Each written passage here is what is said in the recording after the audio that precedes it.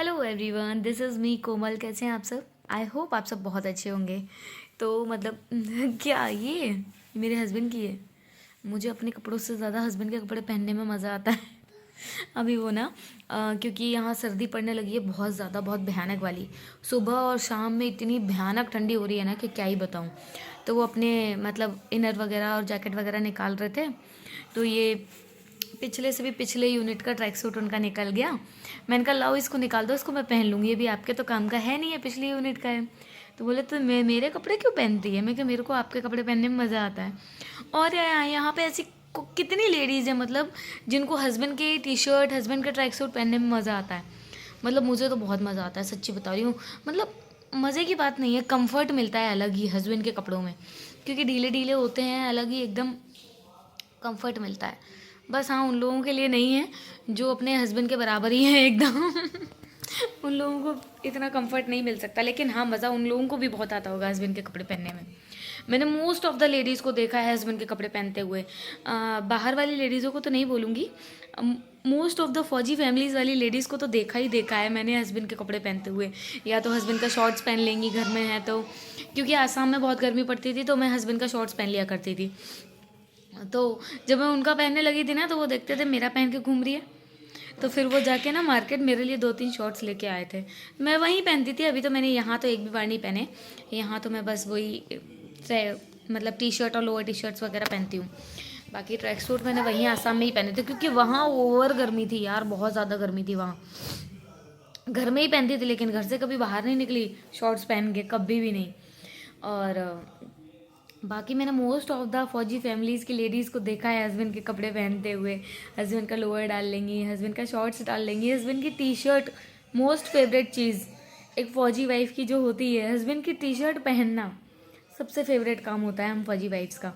और track suit सर्दियों में जिंदाबाद। बाकी अपने कपड़ों से मतलब नहीं रहता, अपने कपड़े तभी पहनते हैं जब हम कहीं घूमने जा रहे होंगे। बाकी घर में रहते हैं तब तो हस्बैंड के ही कपड़े काम आते हैं। जबकि बेचारे हस्बैंड लोगों पे इतने कपड़े होते भी नहीं है, तो भी हम उन लोगों के कपड़े पहनते हैं। बताओ। मेरे हस्बैंड के पास तो नहीं है, क्योंकि वो लेते ही नहीं है यार। ज़बरदस्ती में अगर अगर हम कहीं गए हैं ना शॉपिंग वगैरह करने, तो मैं ज़बरदस्ती उठा उठा के ले लूँगी तो ले लूँगी। बाकी वो कहो खुद से ले ले, अपने लिए कपड़े कभी नहीं लेते। बोले तुम ले लो, बच्चों के लिए ले लो, बस बहुत है, मुझे तो सारा दिन वर्दी में ही रहना है। मेरे लिए कपड़े लेना वेस्ट है, वेस्ट ऑफ मनी है, ये बोलते हैं। मैं बोला भाई ले लो, एक आध महीने की छुट्टी जाते हो, दो दो ही टी शर्ट टांगे घूमते रहते हो पूरी छुट्टियों में, और दो रख रखी है नई जो कहीं आएंगे जाएंगे तो पहन लेंगे। तब अब जाके थोड़ा कपड़े लेने लगे हैं, मतलब मैं ले लेती हूँ ज़बरदस्ती, तो उनको फिर वो पेमेंट करना पड़ता है।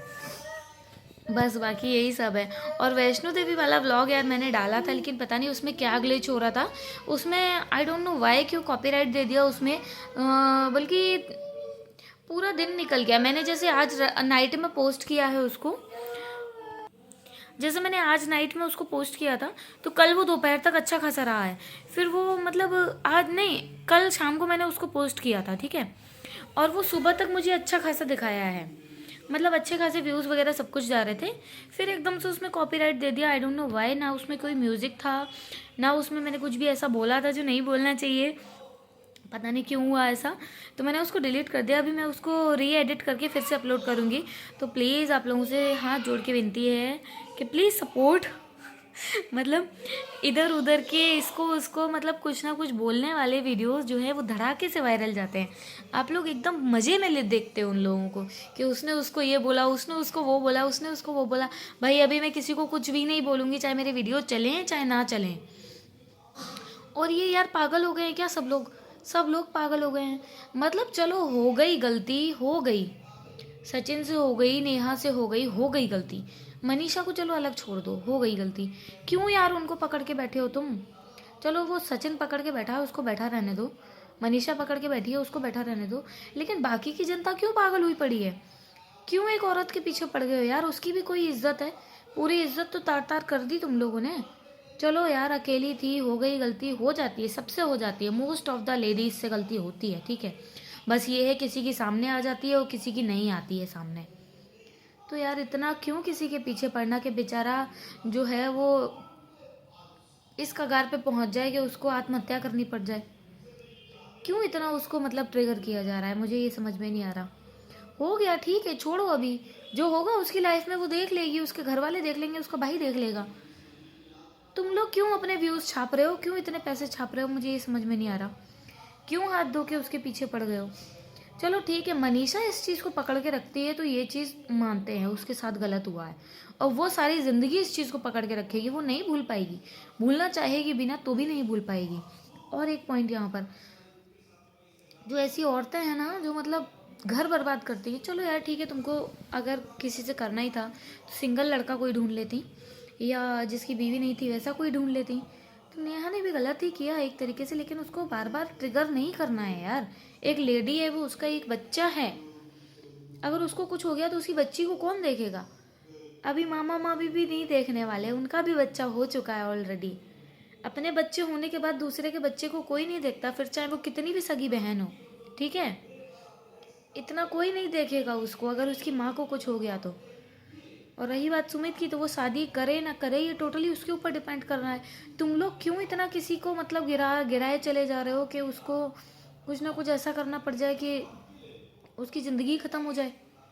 ऑलरेडी ख़त्म तो कर ही दी, क्या कर सकते हैं यार, क्यों इतना पीछे पड़े हो। अपने अपने काम पे ध्यान दो ना, ये सोशल मीडिया है, तुम लोग व्यूज़ के लिए कुछ भी कर रहे हो, कुछ भी। अगर शबनम दी कुछ नहीं बोल रही है तो उनको घसीटे चले जा रहे हो यार। वो नहीं बोल रही, उनकी मर्जी है, उनका मन, उनकी मर्जी, टोटली उन पे डिपेंड कर रहा है, उन पे डिपेंड करता है वो, उनको बोलना है कि नहीं बोलना है। अगर वो नहीं बोल रही है तो क्यों इतना किसी को खींच रहे हो। ठीक है, उसने कर दिया अनफॉलो सबको, तो तुम भी कर दो अनफॉलो, ऑप्शन तो तुम्हारे पास भी है ना। सिंपली अनफॉलो करो, चुपचाप बैठो। क्यों इतना उसको खींच रहे हो कि उसने सच का साथ नहीं दिया। भाई वो क्यों गंदा, अपना मुंह गंदा करे, ऐसी गंदी भसड़ में वो क्यों फंसे। उनको पता है, सब कुछ उनको पता है, और तुम लोग सब लोग जानते हो कि कौन गलत है कौन सही है। वो बोलेगी आके तभी जानोगे क्या, वो बोलेगी आके तभी मानोगे क्या। क्यों इतना यार बेचारी को परेशान कर रहे हो। नहीं बोल रही वो तो टोटली उसके ऊपर डिपेंड कर रहा है, उसको बोलना है नहीं बोलना है, ये उसकी मर्जी होनी चाहिए, ना कि तुम लोगों की। ठीक है, कौन गलत है कौन सही है वो सब सामने आ चुका है, फिर क्यों इतना खींचना है इस मैटर को, मुझे ये समझ में नहीं आ रहा है। हद है यार, थोड़ा छोड़ो। सोशल मीडिया है, कुछ अपना क्रिएटिव लाओ, कुछ क्रिएटिव दिखाओ, अपना शेयर करो, अपना डेली लाइफ शेयर करो, अपनी क्रिएटिविटी शेयर करो। यार क्या यार, गंद मचा के रख दिए पूरे यूट्यूब पर।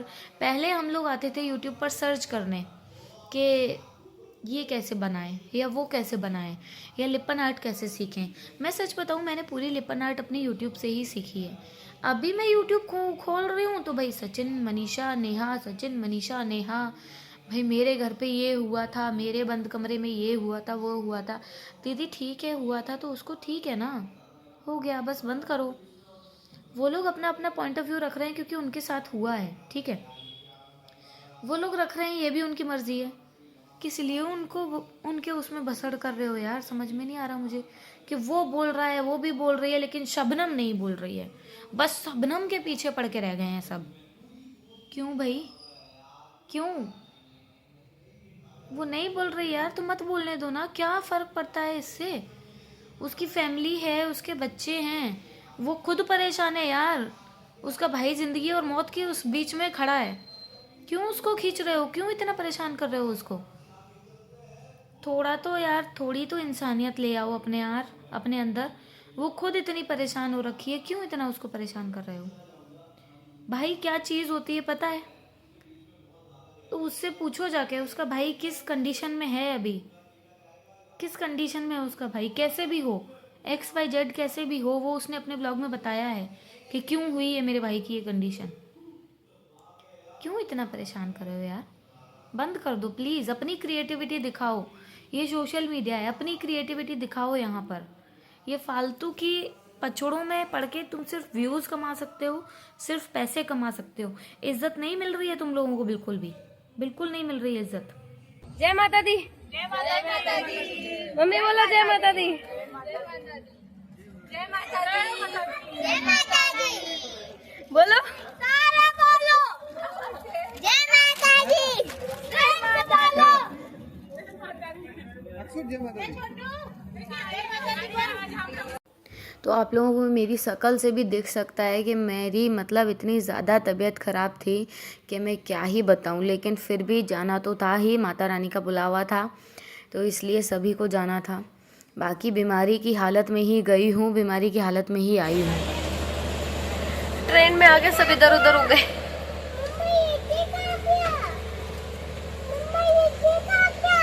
आ रहा है अभी, ऋषि आ रहा है। हेलो हेलो हेलो कर रही हूँ। नहीं हो रहा ऑन। फाइनली जम्मू पहुंच गए।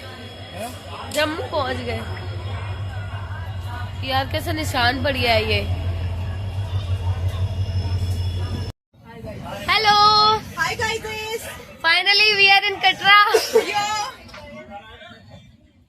जय माता दी। जय माता दी. जय माता दी। जय माता दी। तो ये था कटरा का स्टेशन, जो कि बहुत ही साफ़ सुथरा था, बहुत ही नीट एंड क्लीन।